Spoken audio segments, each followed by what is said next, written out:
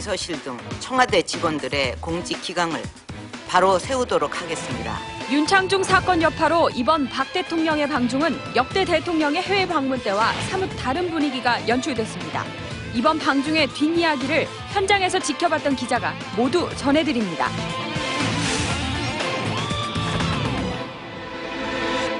중국에서 에어포스 원을 타고 막 도착한 청와대 패셔니스타 조민진 기자 오늘 특별히 모셨는데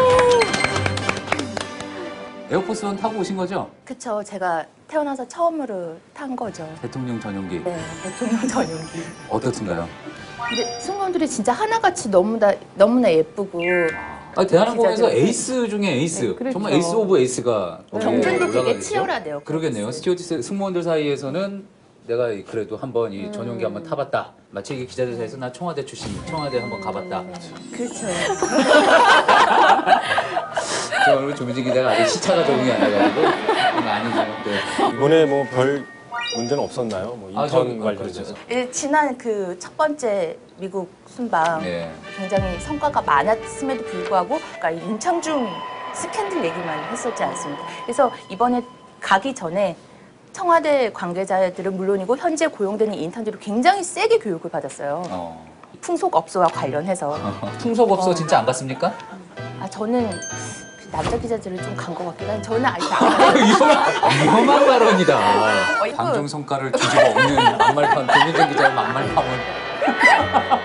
그 인턴하고의 사고가 있었던 거잖아요. 그 윤창중 전 대변인이 인턴들이 완전 군기가 바짝 들어가 있어요. 정말로. 조금만 가까이 다가도 왜 이러십니까? 아니 너무나 이렇게 서로 너무나 예의 바르고 그 이제 떠나기 전에 수행단한테 배포한 행동 지침. 행동 지침, 비서실장 지침, 발 마사지 등 위험업소. 위험업소 해서 괄호 안에 마사지룸 등. 그러니까 보세요.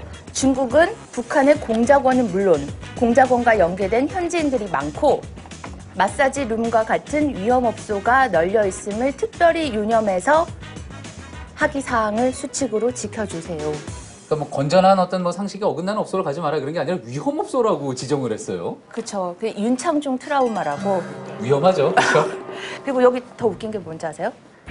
기자단에도 협조 강구. 특히 2차 음주 및 유사업소 직원 수행 못함을 사전 양해해 주십시오. 그래서 얼마나 엄격했냐면 그 프레스센터에 들어가고 나가고 하는 그 방문록을 적게 돼 있어요. 기자들도 밖에 외출하려면은 뭐 춘추관장이나 이런 얘기를 하고 어디 잠깐 다녀오겠습니다. 뭐 무슨 일. 직원들만 하면 되지 기자들까지 그렇게 단속할 필요가 있나요? 그러네요, 수학여행이네. 선생님 따라가는 춘추관장이 프레스센터를 떠나지 않았어요.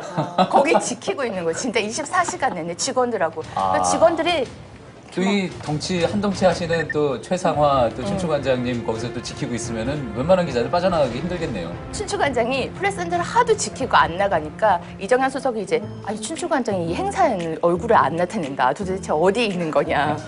춘추관장이 나는 기자실을 지키겠다. 언론 통제. 학생들 관리해야죠. 못 나가는 학생들 있을지 그런데 모르는데. 공직기강팀이 지난 방미 때는 뭐 따라가지 않았지만 이번에 갔다고 들었는데 그분들이 하면 그것도 되잖아요. 끝까지 설왕설래 누구도 확인해주지 않았던 게 그러니까 굉장히 믿을 만한 취재원들한테 취재를 해도 여기 있다는 사람도 있고 없다는 사람도 있고 그래서 사실 확실히 갔는지 안 갔는지는 모르겠어요. 공식적으로 청와대에서는 이번 그 수행단의 모토는 착하게 살자다. 굳이 가지 않아도 된다라고는 얘기를 했으나 뭐 일부 같이 감찰팀에서 나갔다는 얘기가 끊임없이 있기 때문에 그러니까 암행어사처럼 예, 이렇게 예, 돌아다녔겠네요. 이거 마치 뭐 끝나고 나왔을 때 내가 바로 공직기관 팀이었어요. 이러면서 전혀 생각지도 않았던 이정현 수석이 막. 근데 저는 좀 다른 생각이 드는 게 정상 외교를 하러 나가는데 뭔가 자율성이 하나도 없고 계속 그렇게 하나하나 다 챙기고 하는 것들이 이게 과연 좀 세련된 모습인가? 1인당 국민소득 2만 달러가 넘는 선진국 문턱에 있는 나라의 어떤 정상적인 모습인가라는 생각이 들어요. 그렇기 때문에 끝까지 뭐 공직기관팀이나 감찰팀에서 간다 안 간다 이런 얘기를 청와대 측에서 할 수 없는 거가 바로 이성대 기자가 말한 그런 포인트 때문인 것 같고요. 그럼에도 불구하고 윤창중 스캔들 때문에 이번에는 워낙에 좀 엄격했던 것 같습니다. 근데 뭐 성과를 얘기 안 해볼 수가 없는데 뭐 비핵화 문제에 대해서 이렇게 우리가 원하는 답을 못 얻어왔다. 그렇죠. 한반도 비핵화냐 아니면 북핵 불용이냐. 안 그래도 그게 이제 기자실 프레스센터에서부터 논란이 있었던 게 기자들이 의미적으로 차이가 큰 문제이기 때문에 확실히 해달라.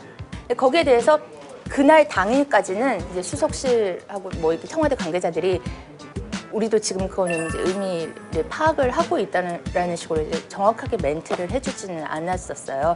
우리가 그래서 그 성과에 대해서는 좀 냉정하게 생각해 볼 부분도 있을 것 같아요. 그러니까 이번에 북핵 불용이라는 말을 안 넣은 거는 사실 북한을 계속 의식하고 있기 때문에 적당히 이걸 수위 조절을 한 게 아닌가. 그래서 우리가 너무 이제 북한, 중국에서 박 대통령 인기가 많았다고 해서 이런 성과, 이제 결과물에 대해서 좀 냉정하게 볼 필요가 있는 거죠. 방중 성과에 대해서 높이 또 평가할 부분은 또 높이 평가하고 또 냉정하게 생각할 부분은 냉정하게 생각해서 다음 또 일정을 우리가 또 많이 생각을 해야지 되겠죠. 네, 오늘 톡톡 취재 파일 여기서 마칩니다. 감사합니다. 감사합니다.